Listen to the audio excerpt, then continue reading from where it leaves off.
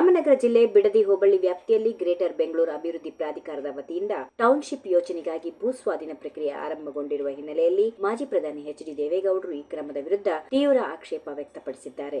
ಈ ಬಗ್ಗೆ ಮುಖ್ಯಮಂತ್ರಿ ಸಿದ್ದರಾಮಯ್ಯ ಅವರಿಗೆ ಪತ್ರ ಬರೆದಿರುವ ದೇವೇಗೌಡರು ಬೈರಮಂಗಲ ಹಾಗೂ ಕಂಚುಗಾರನಹಳ್ಳಿ ಗ್ರಾಮ ಪಂಚಾಯಿತಿ ವ್ಯಾಪ್ತಿಯ 24 ಗ್ರಾಮಗಳಲ್ಲಿನ ವಿವಿಧ ಸರ್ವೆ ನಂಬರ್ಗಳಲ್ಲಿ ಇರುವಂತಹ ಸುಮಾರು 10,000 ಎಕರೆ ಕೃಷಿ ಭೂಮಿಯನ್ನು ಸರ್ಕಾರ ಗ್ರೇಟರ್ ಬೆಂಗಳೂರು ಅಭಿವೃದ್ಧಿ ಪ್ರಾಧಿಕಾರದ ವತಿಯಿಂದ ಟೌನ್ಶಿಪ್ ನಿರ್ಮಾಣಕ್ಕೆ ಸ್ವಾಧೀನ ಮಾಡುತ್ತಿದೆ ಎಂದು ವಿವರಿಸಿದ್ದಾರೆ.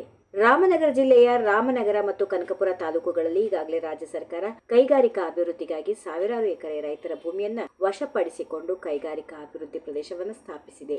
ರಾಮನಗರ ಜಿಲ್ಲೆ ಬೆಂಗಳೂರು ಮಹಾನಗರಕ್ಕೆ ಹೊಂದಿಕೊಂಡಂತಿದ್ದು ಹಲವಾರು ಉದ್ಯಮಿಗಳು ಖಾಸಗಿಯಾಗಿ ಕೈಗಾರಿಕೆಗಳನ್ನು ಸ್ಥಾಪಿಸಿದ್ದಾರೆ ಎಂದು ಗೌಡರು ಹೇಳಿದ್ದಾರೆ. ಉಳಿದಂತಿರುವ ಕೃಷಿ ಭೂಮಿಯಲ್ಲಿ ರೈತರು ತಮ್ಮ ಜೀವನ ನಿರ್ವಹಣೆಗೆ ಹೈನುಗಾರಿಕೆ, ರೇಷ್ಮೆ ತೋಟಗಾರಿಕೆ, ಕೃಷಿಗಾಗಿ ಅವಲಂಬಿತರಾಗಿದ್ದಾರೆ. ಬಹುಪಾಲು ರೈತರು ಅತಿ ಸಣ್ಣ ಮತ್ತು ಸಣ್ಣ ಹಿಡುವಳಿದಾರರಾಗಿದ್ದು ಬಡ ಕುಟುಂಬಕ್ಕೆ ಸೇರಿದವರಾಗಿದ್ದಾರೆ. ರೈತರು ತಮ್ಮ ಜಮೀನಿನಲ್ಲಿ ಮತ್ತು ಜಮೀನಿನ ಸುತ್ತ ಲಕ್ಷಾಂತರ ಮರ ಗಿಡಗಳನ್ನು ಬೆಳೆಸಿದ್ದಾರೆ. ಇಂತಹ ಪ್ರದೇಶವನ್ನ ಟೌನ್ಶಿಪ್ ಯೋಜನೆಗೆ ಸ್ವಾಧೀನ ಪಡಿಸಿಕೊಂಡರೆ ಪರಿಸರಕ್ಕೆ ಅಪಾರ ಹಾನಿ ಉಂಟಾಗುತ್ತದೆ ಎಂದು ಅವರು ಎಚ್ಚರಿಸಿದ್ದಾರೆ. ಸಾವಿರಾರು ಕುಟುಂಬಗಳ ಜೀವನ ನಿರ್ವಹಣೆಗೆ ಧಕ್ಕೆ ಉಂಟಾಗಿ ರೈತರ ಕುಟುಂಬದ ಯುವಕರು ನಿರುದ್ಯೋಗಿಗಳಾಗಿ ಬೀದಿಪಾಲಾಗುತ್ತಾರೆ. ಈ ಬಡ ರೈತರ ಜೀವನೋಪಾಯಕ್ಕೆ ಕೃಷಿ ಭೂಮಿಯೇ ಆಧಾರವಾಗಿದೆ.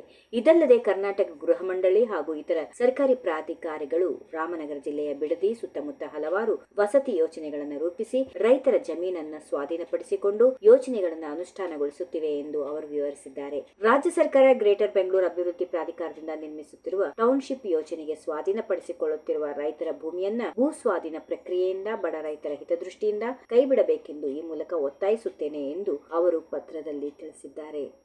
ಈ ವಿಡಿಯೋ ನಿಮಗೆ ಇಷ್ಟವಾದಲ್ಲಿ ಲೈಕ್ ಮಾಡಿ, ಶೇರ್ ಮಾಡಿ, ಸಬ್ಸ್ಕ್ರೈಬ್ ಮಾಡಿ.